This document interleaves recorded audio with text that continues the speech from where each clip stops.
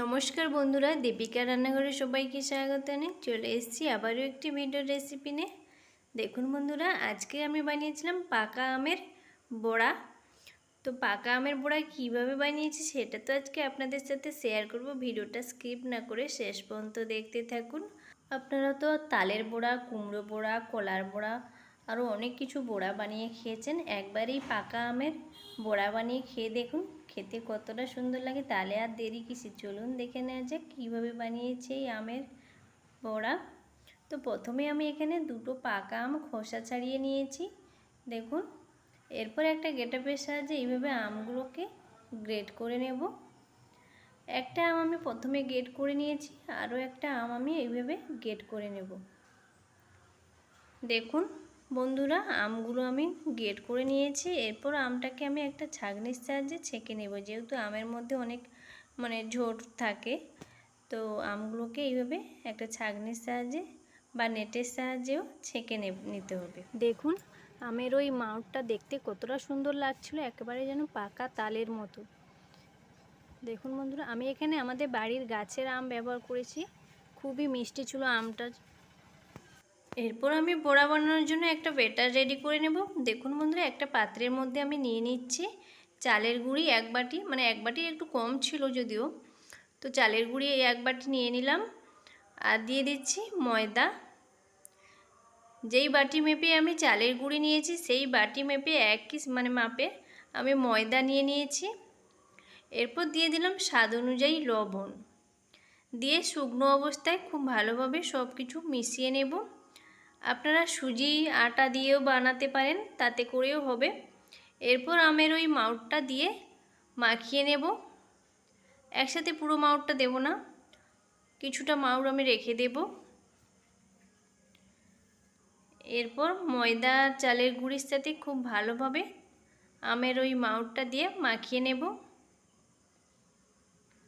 যে সমস্ত বন্ধুরা এখনও আমার চ্যানেলটিকে সাবস্ক্রাইব করেননি তাদের কাছে অনুরোধ রইল একটা সাবস্ক্রাইব করা, নতুন বন্ধু হয়ে পাশে থাকা। তো আবারও আমি বাদবাকি মাউটটা যে রেখে দিয়েছিলাম দিয়ে আবারও মাখিয়ে নিয়েছি। এরপর আমি দিয়ে দিচ্ছি এখানে স্বাদ অনুযায়ী চিনি। মিষ্টির স্বাদটা আপনাদের প্রয়োজন বুঝে আপনারা ব্যবহার করবেন এখানে। চিনিটা দিয়ে আবারও খুব ভালোভাবে মিশিয়ে নিলাম। এরপর আমি এটাকে 5 থেকে 6 মিনিট ঢাকা লাগিয়ে রেখে দেবো। আমি কিন্তু এখানে কোনো জল এখনও ব্যবহার করিনি। তো 5 থেকে 6 মিনিট পর ঢাকনাটা খুলে দেখছি। এরপর আমি এর মধ্যে সামান্য একটু অল্প, একদম অল্প জল দিয়ে দেব।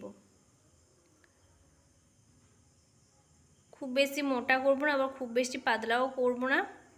এইভাবে আমি ব্যাটারটাকে রেডি করে নিয়েছি বড়া ভাজার জন্য। তো এখন আমি কড়ার মধ্যে এখানে তেলটা গরম করে নিয়েছি। এইভাবে ছোট ছোট করে বড়াগুলোকে ভেজে নেব। এইভাবে ছোট ছোট করে একটু সুন্দর করে দিতে হবে, যাতে করে বড়াগুলো দেখতে খুবই সুন্দর গোল হবে।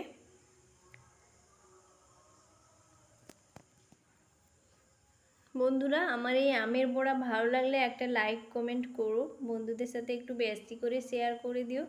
আপনাদের একটা লাইক আমাদের নতুন নতুন ভিডিও বানাতে অনেক আনন্দ দেয়। তো এইভাবে আমি বড়াগুলোকে উল্টে পাল্টে খুব ভালোভাবে ভেজে নেব। আর বড়াগুলো ভাজতে কিন্তু খুব ভালো লাগছিল, যেহেতু কড়াই একটু লেগে যাচ্ছে না। কিন্তু দেখুন বন্ধুরা, খুব সুন্দর হয়েছিল বড়াগুলো। তো বড়াগুলো ভাজা হয়ে গেছে, খুব বেশি কড়া করব না। বড়াগুলোকে আমি তেল থেকে ছেঁকে তুলে নেব।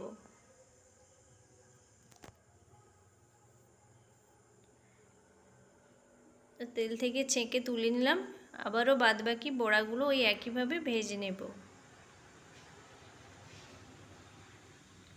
এখন তো বাজারে পাকা আম অ্যাভেলেবেল পাওয়া যায়, আর দামও খুবই কম। এইভাবে একবার হলেও বাড়িতে আমের এই বড়া বানিয়ে খাবেন, দেখবেন খেতে খুবই সুন্দর লাগে, একটা আম গন্ধ। আর বানানোও খুবই সহজ। যেভাবে তালের বড়া আপনারা বাড়িতে বানান সেইভাবেই কিন্তু আমের বড়াটাও বানিয়ে নিতে হবে।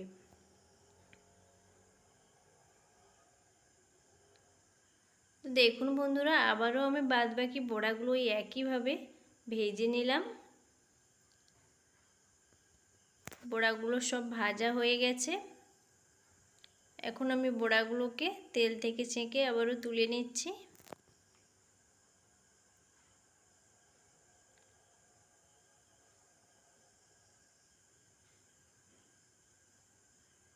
বড়াগুলো সব তেল থেকে ছেঁকে তুলে নিলাম।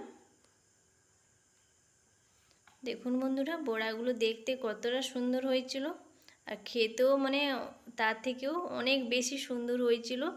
যেহেতু মানে পাকা আমের একটা গন্ধ, আর আম তো আমরা সবাই খেতে ভালোবাসি। এখন আমি ভিতরটা কেটে দেখাচ্ছি। দেখুন ভিতরটা কিন্তু একটু মানে হলুদ টাইপের হয়েছিল।